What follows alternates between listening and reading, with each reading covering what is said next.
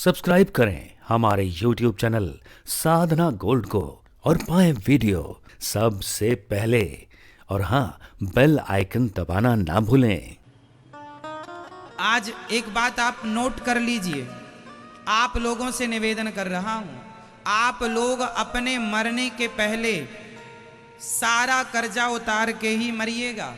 यदि आप किसी का कर्जा खा के मर जाएंगे तो अगले जन्म में उसका कुत्ता बनकर या उसके घर का बैल बन के या उसके घर का नौकर बन के आपको उसका कर्जा चुकाना ही पड़ेगा। कर्जा खाकर कभी नहीं मरना चाहिए। 1 रुपए का भी आप पर किसी का ऋण ना हो, उतना ही लेना चाहिए जितना आप चुका दें। यदि बाप मर गया कर्जा लेकर तो बेटे को बाप का कर्जा चुकाना चाहिए, लेकिन शास्त्र कहते हैं कि वह पिता उत्तम पिता नहीं है जो अपने बच्चों के माथे कर्जा छोड़कर जाए। वह पिता भी उत्तम पिता नहीं है जो अपने बच्चों के माथे अपना कर्जा छोड़कर जाए। इसलिए बाप को अपना अपना कर्जा उतारना चाहिए।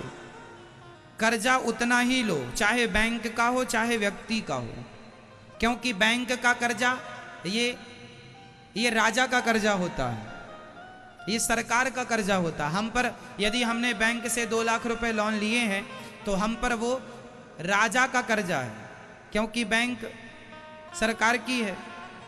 सरकार मीन्स राजा। आज हमारे भारत में प्रधानमंत्री, राष्ट्रपति जिन्हें हम नियुक्त करते हैं, एक्चुअली राजा ही कहलाते हैं ये, क्योंकि ये राज है।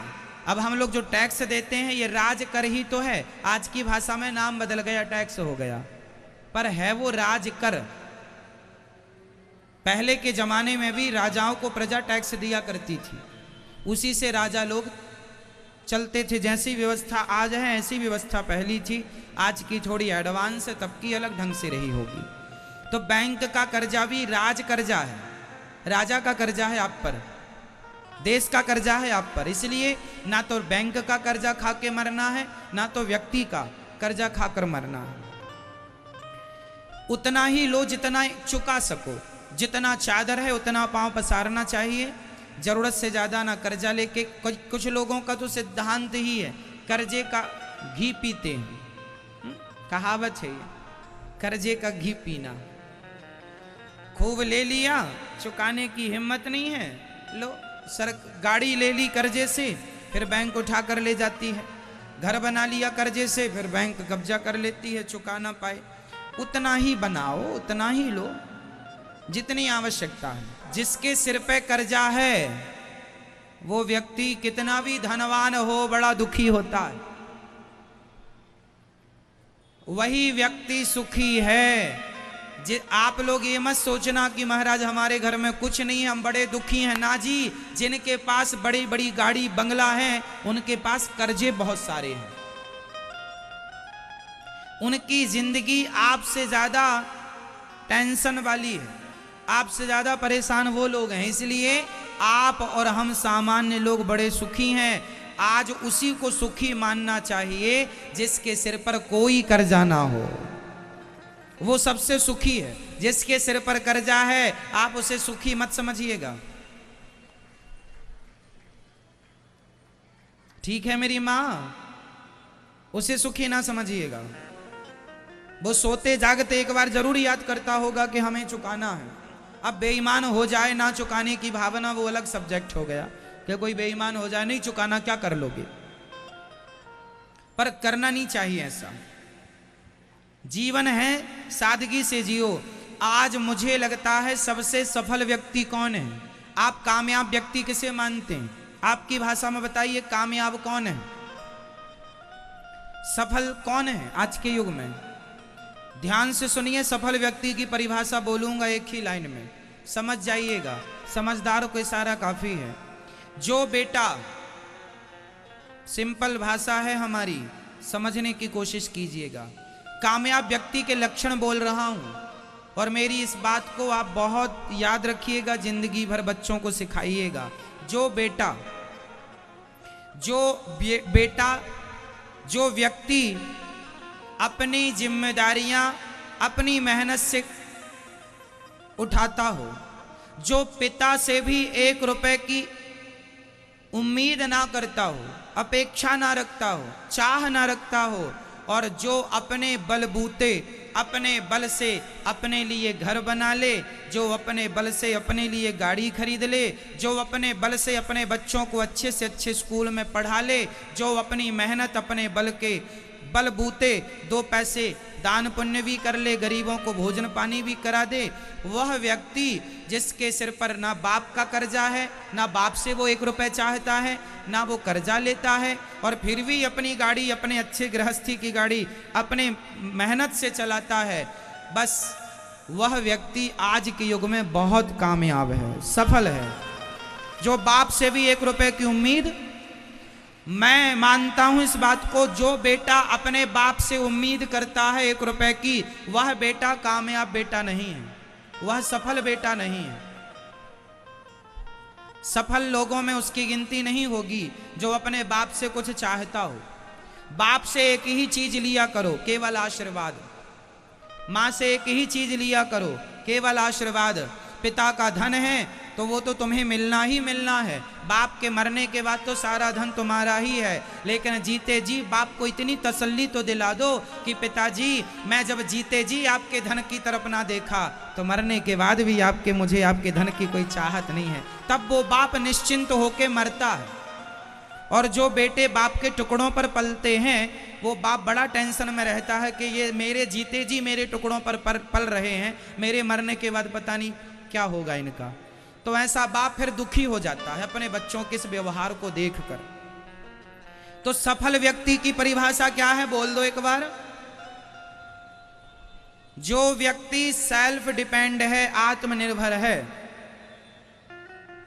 बाप से भी अपने पिता से भी 1 रुपए की वो उम्मीद नहीं करता और अपनी गृहस्थी बढ़िया अपने बल से चलाता है, उसे आप क्या समझिएगा, कामयाब समझिए। वो कामयाब है, चाहे ये लड़का गांव का हो, चाहे ये लड़का शहर का हो, आपकी गली का हो, आपके मोहल्ले का, उसे समझदार समझिएगा। आपकी कॉलोनी में, आपके मोहल्ले में, आपके गांव में सबसे ज्यादा समझदार वही है जो अपने बलबूते पे अपनी गृहस्थी चलाता हो, वो सबसे समझदार कामयाब है वो।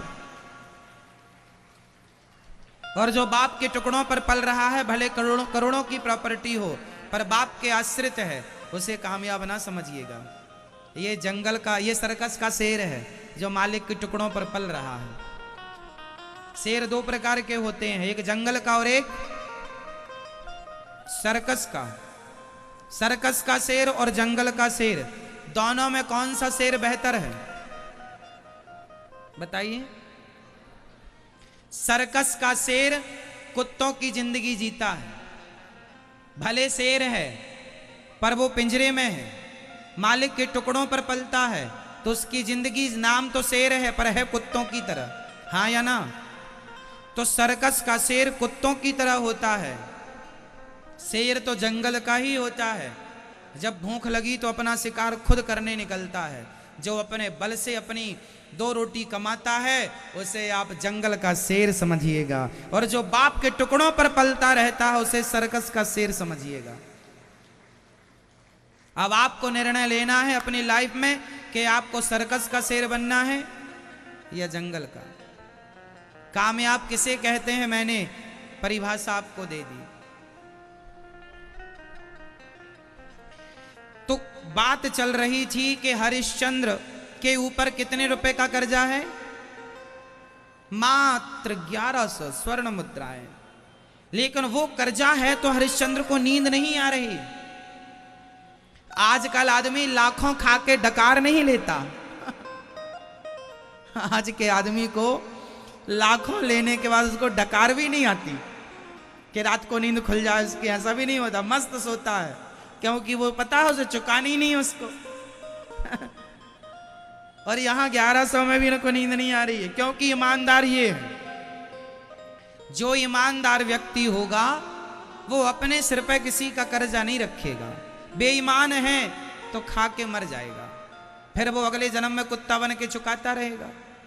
ये जो कुत्ते तुम्हारी चौकीदारी कर रहे हैं, ये कौन है? सब तुम्हारा कर्जा खाए थे, सो कुत्ता बन के चुका रहे हैं। आप कहते हो मेरा कुत्ता बड़ा वफादार है, मेरा टॉमी बड़ा ईमानदार है, ये तुम्हारा खाया होगा सो आज ईमानदारी से अब तो चुकाना ही पड़ेगा, इसलिए ईमानदारी से चुका रहा तुम्हारा टॉमी। तुम्हारा शेरू खाया था और आज तुम खाए हो तो उसके घर का कुत्ता बनना पड़ेगा ईमानदारी से। अभी बेईमानी कर सकते हो, फिर जब कुत्ता बन के आओगे तो बेईमानी नहीं करोगे। इंसान बेईमानी कर सकता, कुत्ता क्या बेईमानी करेगा? क्यों, सही है?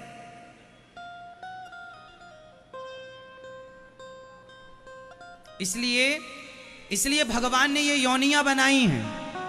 कुत्ता है, बिल्ली है, चिड़िया है, चमगादड़ है, हाथी है, सुअर है, ये सारी ये किस लिए बनाए हैं? भगवान का कोई पर्सनल जेल तो है नहीं कि जेल में डाल के आपको आपके दंड का, आपके किए का दंड दें। इसलिए भगवान ने योनियां बना दी कि इस योनि में जाके अपना दंड भोगते रहो। ये जेल है एक प्रकार का। इसलिए हमें गलत काम करने से बचना चाहिए। हमें कोई देखे ना देखे, पर हमें भगवान सदा देखते हैं। हम आपसे गलती, हम आपसे झूठ बोल सकते हैं, हम आपसे कुछ छिपा सकते हैं, क्या हम भगवान से छिपा सकते हैं? क्या हम उसकी आंखों में धूल झोंक सकते हैं?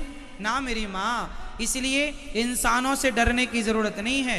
यदि डरना ही है तो अपने बुरे कर्म से डरो, और ये याद रखो कि भगवान की निगाहें तुम्हारी तरफ हैं। लाख आंख से देख रहा है तुझे देखने वाला, सच की खेती कर ले चतुर नर, समय गुजरता जाता, मेरे मालिक की दुकान में सब लोगों का खाता।